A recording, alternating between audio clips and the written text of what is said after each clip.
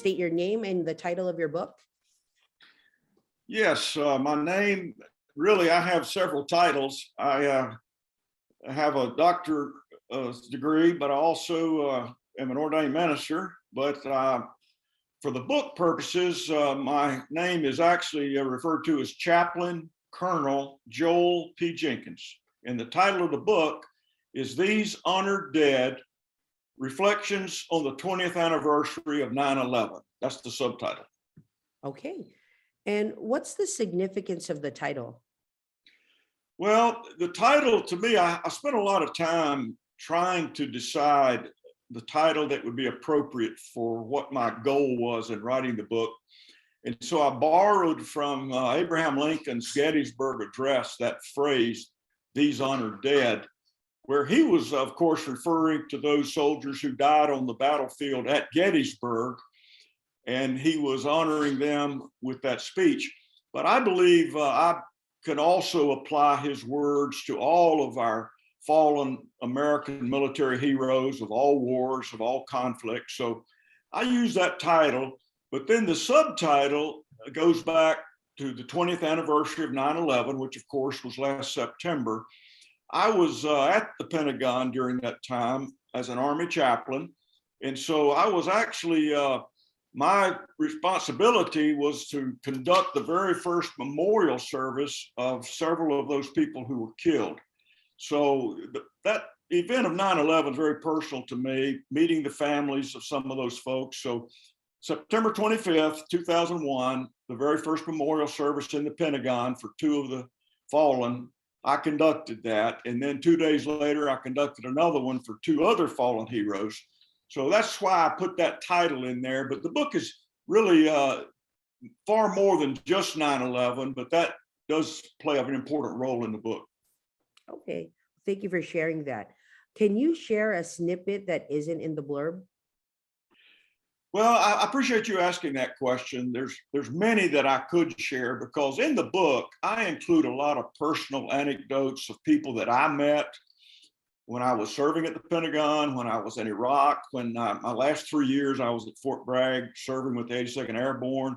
So all of those, I have so many references. I have references of stories from the Vietnam War, from World War I, World War II, Korean War. But one of the ones that's personal to my family and I is the fact that my father-in-law, Donald Horn, he was a young man from High Point, North Carolina, 18 years old. He was drafted to go and fight. He was an only son. He had a sister, but he answered the call. He ended up in the 4th Infantry Division. He was in the 8th Regiment. And the thing about his life, to me, that everything, kind of hinges on almost momentary happenings where some live, some die.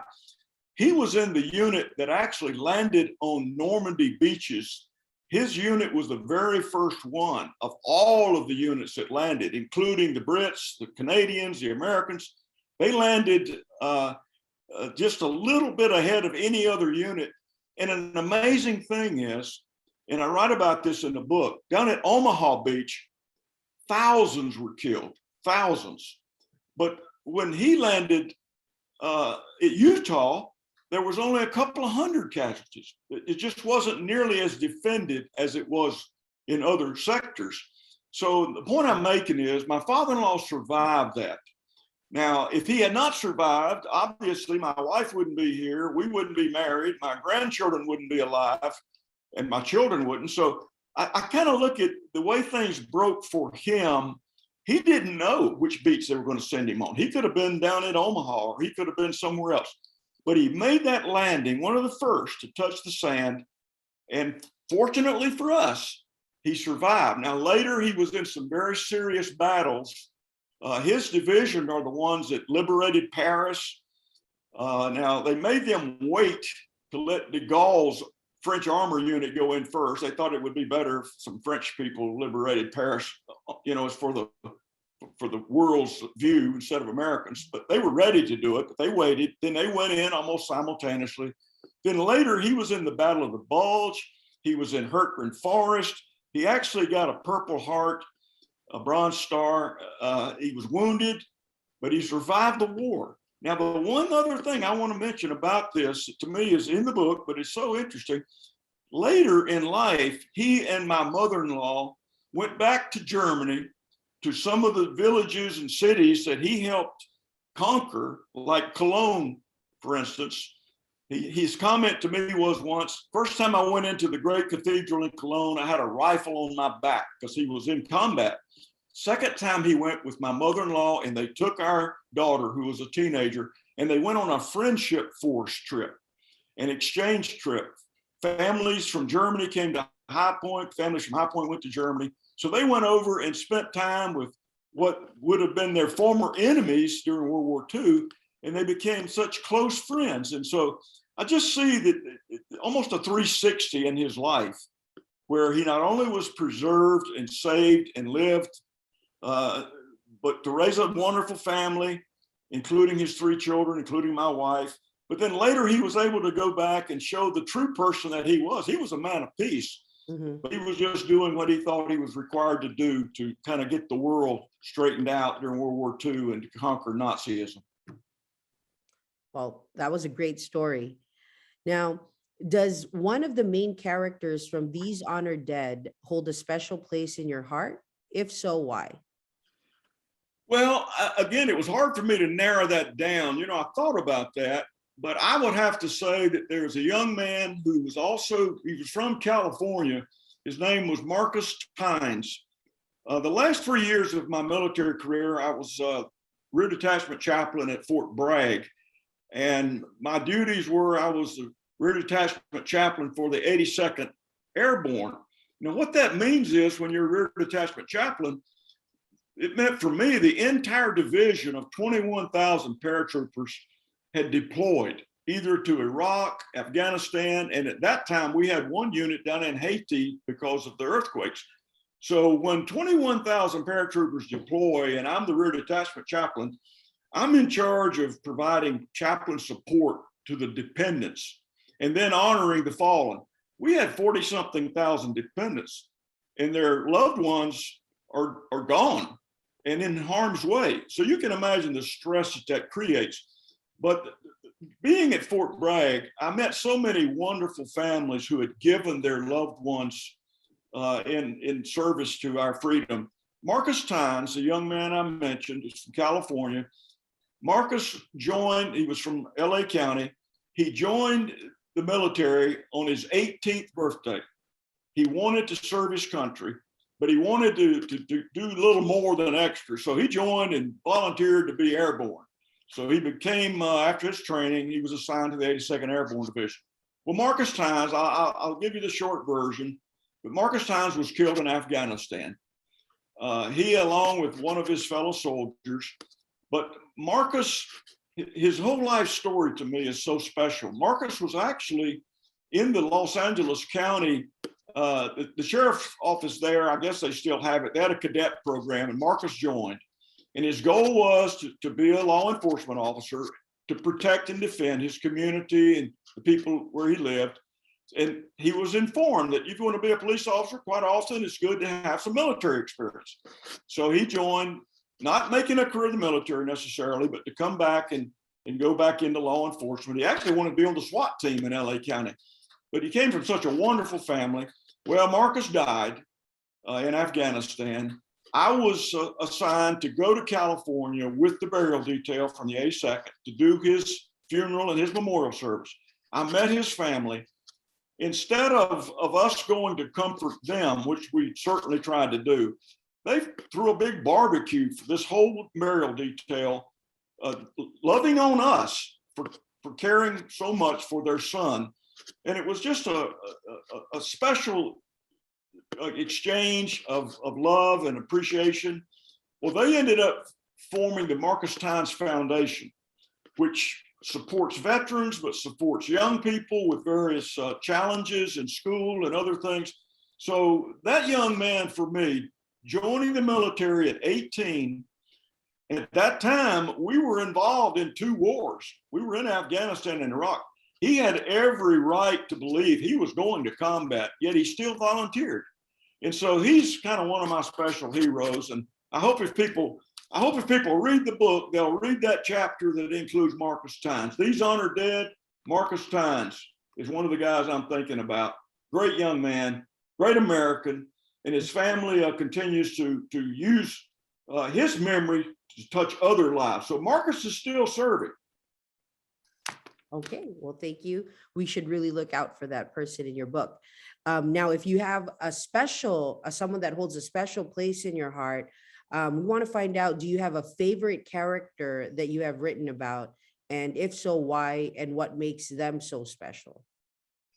Well, there's a gentleman that comes to mind. It's interesting when you meet people who carry a nickname throughout their life. This gentleman, I've only known him as Chubby Prophet. He's from right here where I live in Charlottesville, Virginia. When I spoke of D-Day landing earlier, Chubby was in the D-Day landing as part of the 116th Infantry Regiment, 29th Infantry Division. Well, Chubby was one of the ones who landed on Omaha Beach. He was from here in Charlottesville. He had already been a member of the National Guard. He had joined the Virginia Guard back in the 30s to make a little extra money. So Chubby was already up into the technical sergeant rank when they went off to war. He had had enough time in the Guard to have some rank. So he had a lot of responsibility.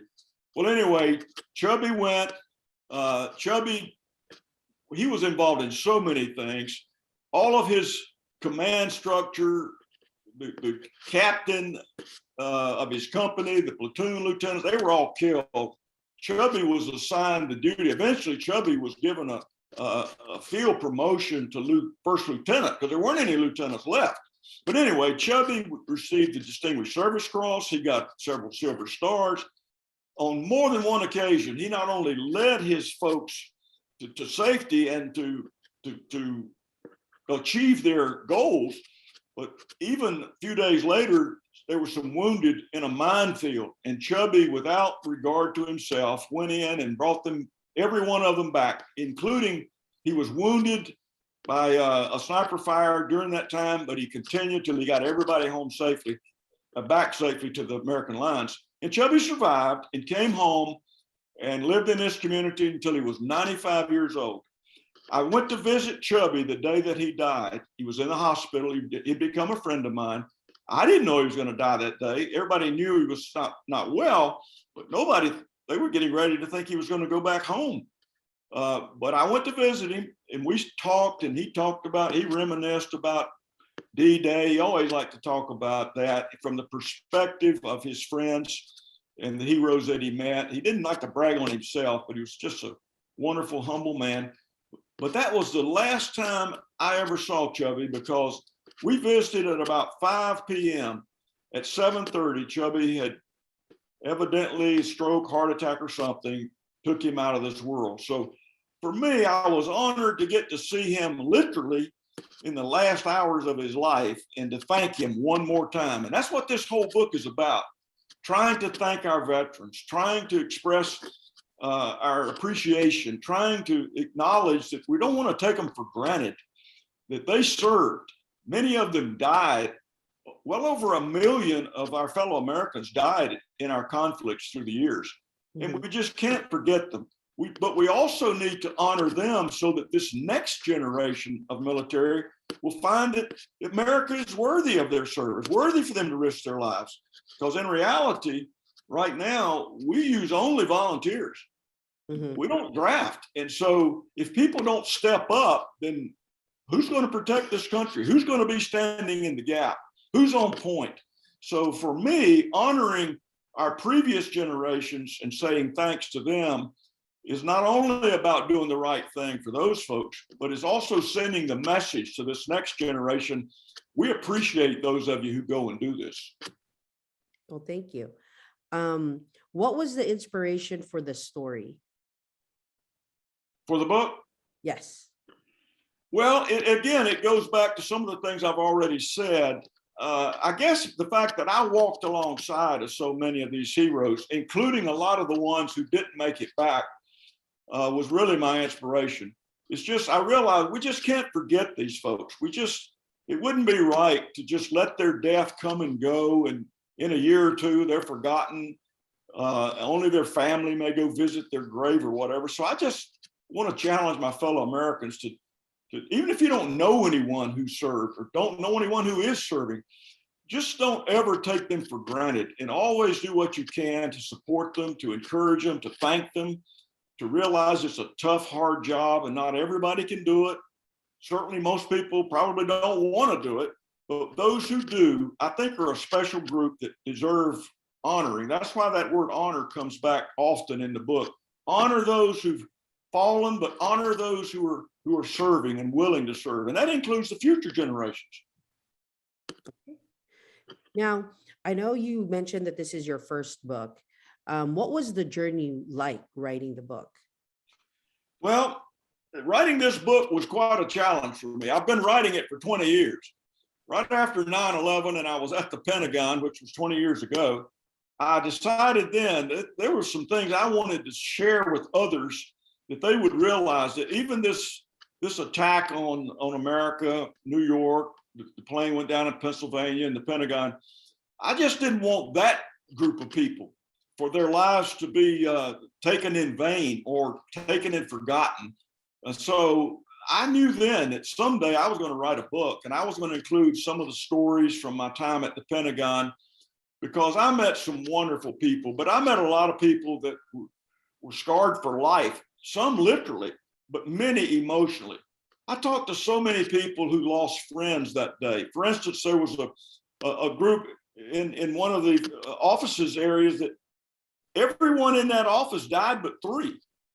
And the three, I talked to them later, and they kept questioning, why am I alive? Why was I spared? It was survivor's guilt.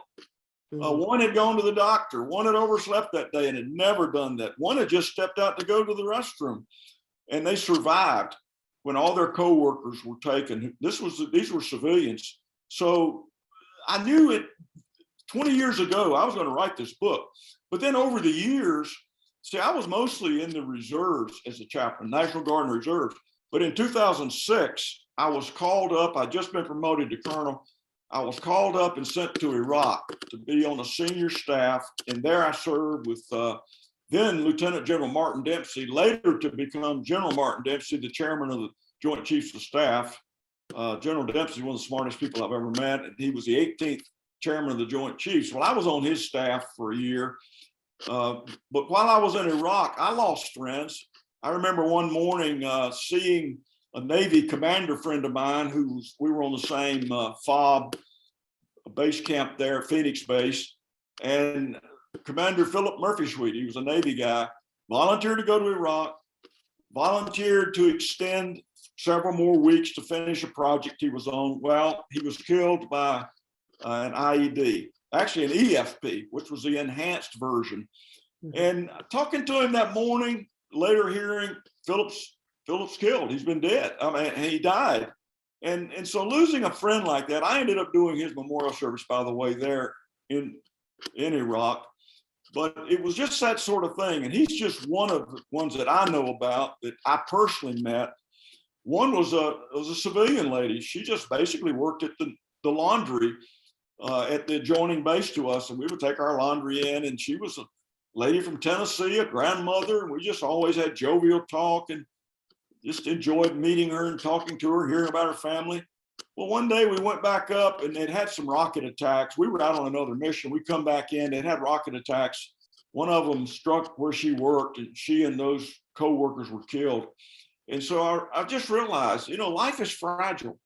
So if we're not careful, we can pass people by that they have significance, they have value, they have worth, especially those who serve others to the point of giving their lives. So my goal is to honor those who have provided these freedoms that we enjoy. So my time in Iraq, later I went back, when I came back, I was sent to Fort Bragg later in 2007, served there in Rear Detachment work, like I said. I actually participated in well over 100 memorial services and funeral services for 82nd Airborne fallen paratroopers. And the 82nd, their motto, we bury our own. So we would send a chaplain. I was the senior guy and I had a team of chaplains. But if we had mass casualties and all our chaplains were going in different directions, then I would take a trip. And that's when I went out to California for Marcus Hines. But I went up to Concord, California. I've been to Galena, Illinois. I've been to Joplin, Missouri. I've been to Cleveland. I've been to Florida. I've been many, many trips that I made just to go to honor that fallen paratrooper at their services and to support their family. So, I guess this is all personal to me. I've just looked into the face of too many family members who've lost their sons or their daughters. And my goal is to say, let's never take that for granted. Let's remember them, let's honor them, and then let's also take care of their families. All right, thank you. What inspired you to start writing? Well, I guess what inspired me to start writing was when the message became so full in my heart. And I realized that if I don't write this down, then my experiences and the people that I met that I wanted to honor, that would be lost. Others may honor some of these folks and have, but I had some personal relationships and some personal knowledge. And then when I began to do research for the book, and I've got over 300 footnotes in this book. I mean, I did a lot of historical research. I mean, I looked into groups of people in our country that had not really been treated fairly, like Chinese Americans, Native Americans, African American folks, and Japanese during World War II. And I tell the stories of how this country for them had really not offered them that fullness of what it meant to be a citizen. Matter of fact, the Chinese Americans were not even allowed to be citizens. It didn't happen until 1943. And yet many of them had volunteered to go and serve. We interred the Japanese, and yet many in the internment camps volunteered to go and risk their lives. And I tell those stories in the book. African Americans were segregated from our military until after World War II, when President Truman ended that.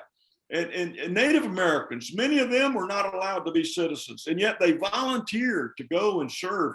So when I think of those who love this country so much, even with its imperfections, and were willing to die because they believed in the American dream and that it could someday be completely fulfilled. So the more I studied, the more I researched, and the more history I put in this book, I began to realize these stories need to be told. It will inspire this generation of Americans to appreciate what we have, that these folks appreciated, even when they didn't have the complete freedoms that everyone else had or opportunities. They still felt like America was worth living for and even dying for. So their stories need to be included. And that's what I've got in here. So I encourage people, I told someone, I'm 72. I don't have a need to have my name in the lights. I don't need fame and fortune. I have a very nice retirement through the military, but I just want these stories to be told of these great heroes of many generations. So that's really the inspiration for the book. It's just something that was burning inside me that I felt like I've got to put this in print. Okay. Well, so that was great. I loved how you were moving around the book and everything and pointing out to it. So that was really sincere. So I'm going to move on to my next question. How long have you been writing? Well, I have written some articles and offered some. I've been a contributing author to a couple of other things. And I used to write, kind of a monthly blog type thing. But really, this is the very first book. So I can't really say that I've been a real author until recently. Mm-hmm. I did start the inspiration for the book started 20 years ago, but it was probably a year ago that my wife encouraged me, if you're going to ever do this, you got to get it going. And I wanted to get the book finished by the 20th anniversary of 9/11. So I just basically started locking myself up in my wife's, actually in her office. And it got so bad that when I was writing and I got these deadlines from the publisher, if you want this book out by September, you've got to meet these deadlines. Well, I really had to crank it up. And so she would actually put me in there, close the door, and not let me out. And she would bring meals in to me.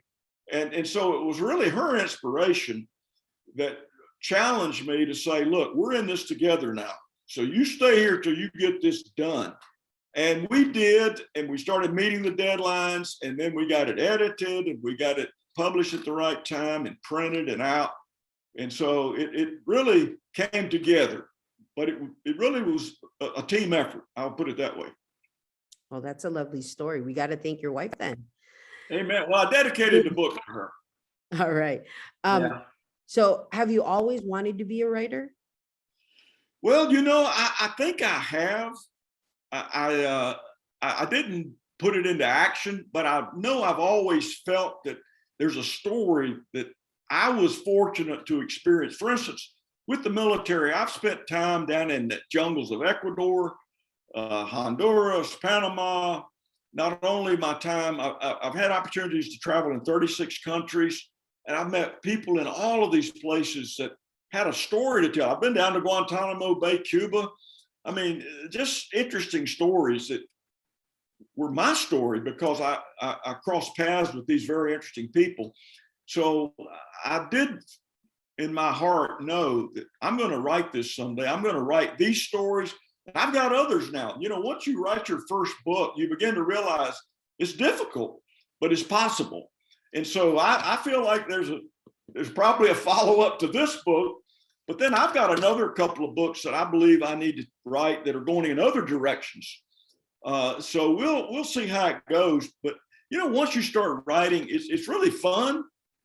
Now I know what writer's block is now. I've heard about that all these years. I didn't know what that was. I know what that is now. But writing, it really is part of an inspiration. I believe that you get inspired. You have a dream. You have a vision. You have a message.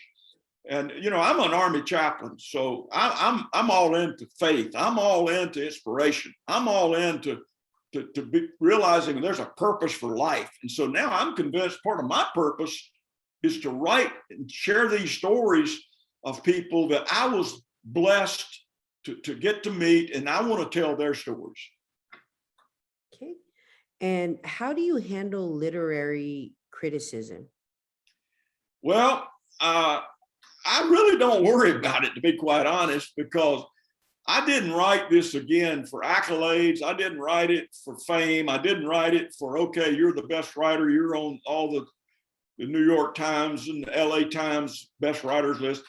That's nice. I will say this, on my Amazon site, I've got 23 reviews and they're all 5.0. And so, that's not a lot, but at least 23 people felt like the book was good. And I've had others personally tell me, through Facebook and other things, hey man, I had one lady tell me this is the best book she's ever written. Ever read. And I said, well, my goodness, I thank you for that. I don't know how many she's read, that's kind of makes me think about it. But I've had a lot of positive feedback.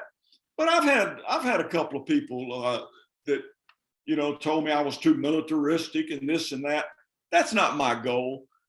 But I do write in here, I do believe it's important to have a strong military. And I use as an example World War II and the Holocaust. And I talk about, I tell a lot of personal stories about, I've been to Auschwitz, for instance. And when you visit Auschwitz and you walk those grounds and you realize the inhumanity, how can one human being or any group of human beings just without any regard to the life of other people, torture them and kill them with a goal? Hitler's goal was to kill all 11 million Jews in Europe. He killed 6 million, but not only Jews, many others. A lot of the Slavs, people that Hitler believed needed to die. He put all kinds of people on those lists. So part of my goal is to justify the military if it's required to refute evil. Now, I know it can get out of hand, and I know that sometimes it's certainly used wrongly, and I talk about that in the book. I'm not talking about war. I hate war. I've been to combat. But at the same time, I don't think Hitler would have stopped without some greater power coming in and saying, this will stop. So I think our military, my dad was actually, and my father-in-law were in units that liberated concentration camps. And to hear the way they describe what they saw. So I just believe that this book makes a a statement to say there is a place for righteous authority to do good and protect the weak. So I hope I made that case in the book. Others may disagree with me and say, let's just do away with the military period. But I don't think that would have prevented Hitler. And he was trying to develop a nuclear weapon. Now, can you imagine a guy like him having a nuclear weapon when he had no hesitation to kill innocent people? I think he would have nuked London, and he was building rockets that someday may have been able to reach Moscow, certainly, and possibly New York. So I do make the case that there are times that evil has to be contained, and sometimes it requires a stronger force to intervene. Well, thank you. Now, what advice would you give a new writer, someone just starting out? Well, I've already offered that advice to some of my own children and grandchildren because they're very gifted and talented. And, you know, I've got a daughter that's worked on her PhD dissertation and things like that. And I've got a granddaughter that is just so inspiring in short things she's written. And my grandsons have ability because they don't necessarily want to do it, but, you know, through school, they're required to write some things. And they have a gift. But beyond my own family, that I'd really like to see them get involved in something like this. I believe everybody has a story. I believe every person has worth. Every person has dignity and value, or at least we ought to give them dignity because they have value and worth. That comes from my faith perspective too, that every person's created in the image of God and they have a purpose for being in this world. So everybody should have a story. Everybody should have something that's unique to them that will benefit another person. That's the goal of writing, I believe, is to touch someone, inspire them, encourage them. Just let them know they're not alone when they've gone through painful experiences. When you write about your painful experience, you may be helping someone else to realize, okay, I'm not the only one, and that person survived. That person didn't quit. So I think writing, I would encourage everybody, find that book, maybe more than one, but find that book that's in you. It doesn't have to be a long book. You don't even have to go through a traditional publisher. I mean, Amazon allows just about everybody to get on there and write their own book, and you don't have to pay a lot of money to go that route. But just think about what could you say that you believe someone else would find interesting to read? And it may be humor. We need that. But it may also be life experience, and we need that. Okay. Where can readers purchase your books? Well, thank you for that question.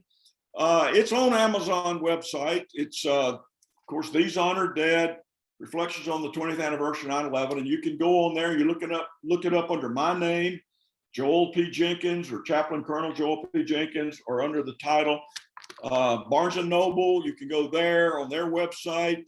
It's really on almost all of the big booksellers' websites. You can go on there and look it up. Probably just Google it and it'll pull up several places to find it. So I hope people will read it. Again, as I've said, it's done far better than I would have thought already. But I believe the message, I just hope the message can get a broader outreach.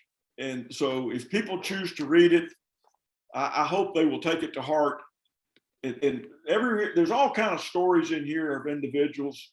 Some of them that you've probably never heard. There's a couple of stories of some Civil War situations in here that I'd never heard of before, but I ran across the story and I've kind of elaborated on some of it. So there's all kind of heroes in here. But the thing in here that also amazes me is the military, when you get down to, say, a combat situation, that's probably when you find that race doesn't matter, religion doesn't matter, gender doesn't matter. Those soldiers, when they're out there under threat, they're fighting for each other, that buddy next door.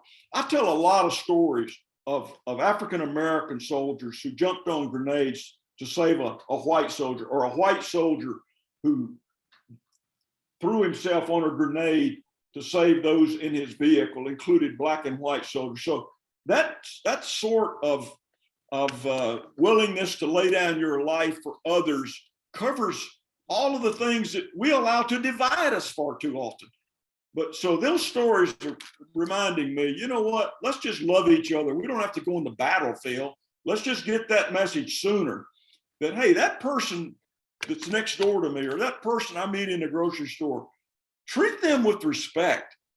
Realize they're loved by someone. I may not know them. They may do something that aggravates me, but so what? Life is more important than those little friction points. We need to value every person's life. And so that's one of the things I think comes out of this book. Okay. Where can readers find out more about you and your book? Well, you can go on that Amazon website, for instance, and I've got a fuller bio on there. I also have a YouTube page, and you can find it under These Honored Dead, Reflections on the 20th Anniversary of 9/11. It's on there. My name, you can go on that YouTube and look my name, Chaplain Colonel Joel Jenkins. And I have some videos on there from some of the services I conducted at Fort Bragg for the 82nd. Actually, I've got several of the services from the Pentagon that I conducted that are on there. Also, I went with my dad, which I tell this story in the book. I went with my dad up a few years before he died, took him to Washington with a group, and we toured the World War II Memorial and some other things.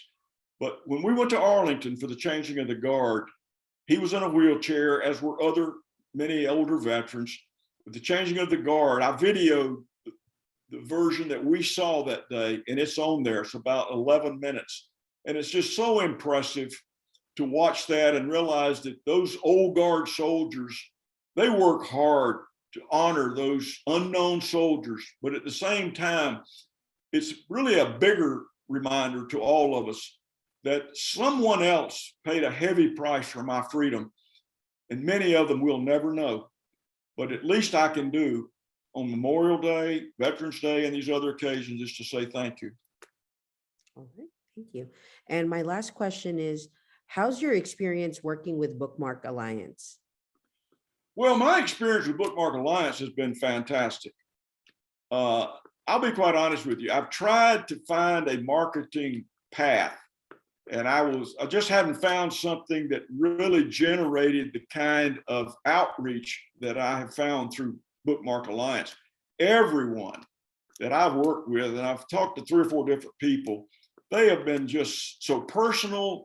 They've asked about me and my life beyond the book. They really wanted to get to know who I was. We've talked about their families and my family. I feel like I'm part of the family of Bookmark Alliance. And so everything that they offer is well worth it. I mean, they take your book and they help you tell your story. They help others understand the purpose of your book, the why of your book, but also they get the message out that this book is worth reading. And so they're helping me tap a much broader audience to at least give the book exposure. And I think there's a lot of people out there will benefit from reading it and will find it is worthwhile, at least the 23 so far. And then I've also got some reviews on other sites, and they're all positive. Not to say I'm a great writer, but the message has connected. And to me, that's what this is all about. So Bookmark Alliance, I give a thumbs up. If you're a writer and your book you feel like is just treading water and just has not caught on, and you wonder what else you can do, Bookmark Alliance actually contacted me. They said they had scouts and they picked my book off Amazon. But if they haven't found you, you find them. And I, for one, will give 100% endorsement. They give you great value. I was amazed at what I would get for the money. But I've been also very, very pleased with the people that I've worked with and the effort they've made to meet my needs and to help me get my message out. So Bookmark Alliance is a new friend. And if I write any more books, I guarantee you they're the first place I'm going to contact. Well, thank you, Joel. I'm so glad to hear that you have a lot of positive feedback about Bookmark Alliance. And of course, we're looking forward to being your partner of choice. And we're just honored that you chose us too. So thank you so much for your time. Can you just give out your name again and then promote your book or give a message to your readers one more time? Yes, again, the book is These Honored Dead, and I think most people pretty well understand that came from Lincoln's Gettysburg Address. But if you read the book, you will realize that I'm including all of the 1.1 million fallen American heroes who died in our conflicts. Now, something I also want to point out, for the first time in our nation's history, these wars we've been fighting since 9/11 have been with all volunteers. Never in our history have we had protracted conflict with all volunteers, but that's where we are today. Everyone who serves in our military volunteers. They're not conscripted, they don't have to serve, they choose to serve. What we're also finding out is that more and more of those who serve come from families who have had immediate family members who serve. We only have less than 1% in our nation who are serving in our military. And many persons, they don't know anyone who serves. They don't know anyone who has served. And so we just need to call every American to say, hey, whether you go or whether you know someone, do what you can to encourage the next generation to take this seriously, to serve America. Because if they don't, we could get to the point someday that we either have to go back to a draft, which nobody wants, or we just don't have the resources to defend our way of life. So do what you can to support those who are serving, realize that they're volunteers, realize that they're willing to put themselves in harm's way for our way of life. So I just hope the book will help more people come to that appreciation.